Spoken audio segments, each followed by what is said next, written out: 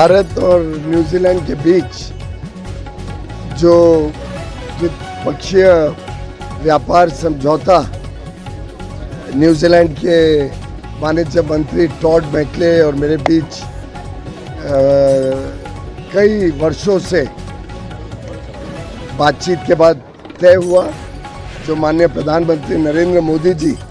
और न्यूजीलैंड के प्रधानमंत्री क्रिस्टोफर लक्सन दोनों के बीच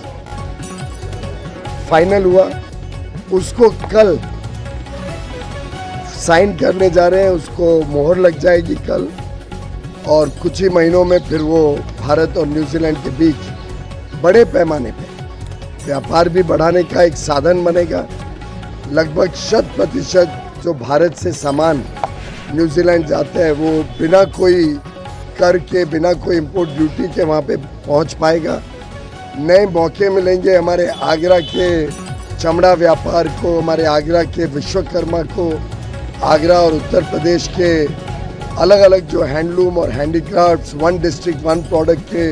सामान बनाने वाले हमारे कारीगर हैं, जो हथकरघा हैं, उन सब के लिए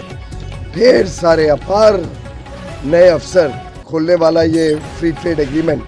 न्यूजीलैंड के साथ कल साइन होगा। माननीय मंत्री और उनकी धर्मपत्नी भारत आए, उनकी बड़ी इच्छा थी कि ताजमहल भी देखें और मुझे बड़ी खुशी है कि आज बड़े सवेरे उन्होंने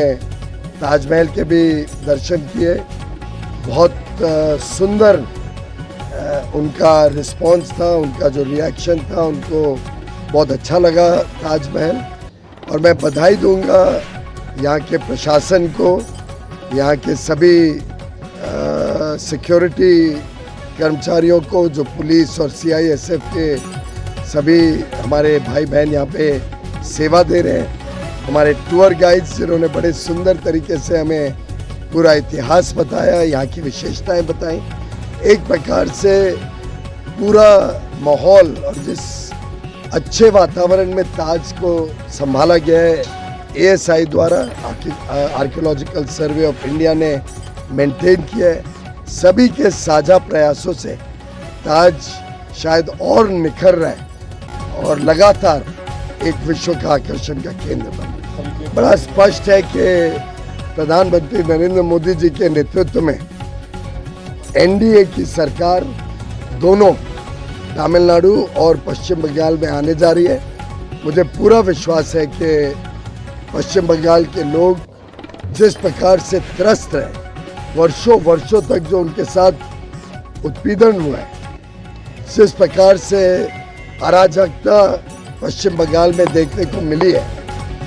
पिछले चुनावों में भी और दिनचर्या में भी लोगों के, इस बार बदलाव पक्का है और एक नई भारतीय जनता पार्टी की सरकार पश्चिम बंगाल में बनने जा रही है। मुझे लगता है कि आम आदमी पार्टी ने जिस प्रकार से,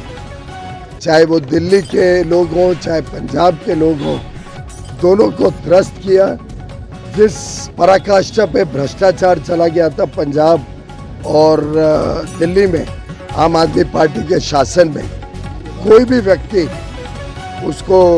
बर्दाश्त नहीं करता था। और स्वाभाविक है कि अगर ये सांसदों को लगा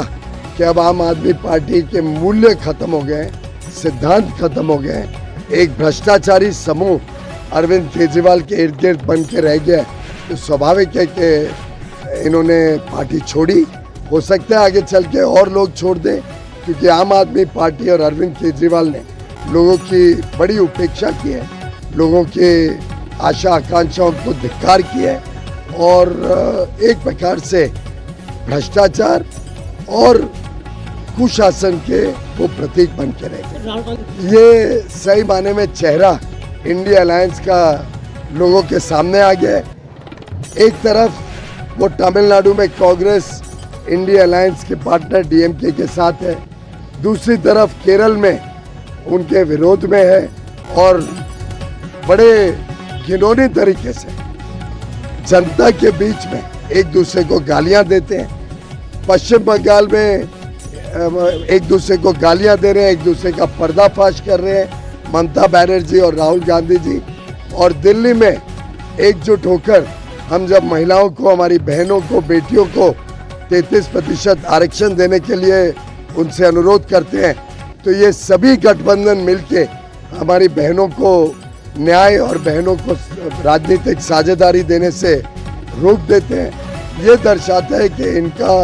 कितना बटा हुआ सोच है और कितना बेबुनियाद इनकी अलायंस है।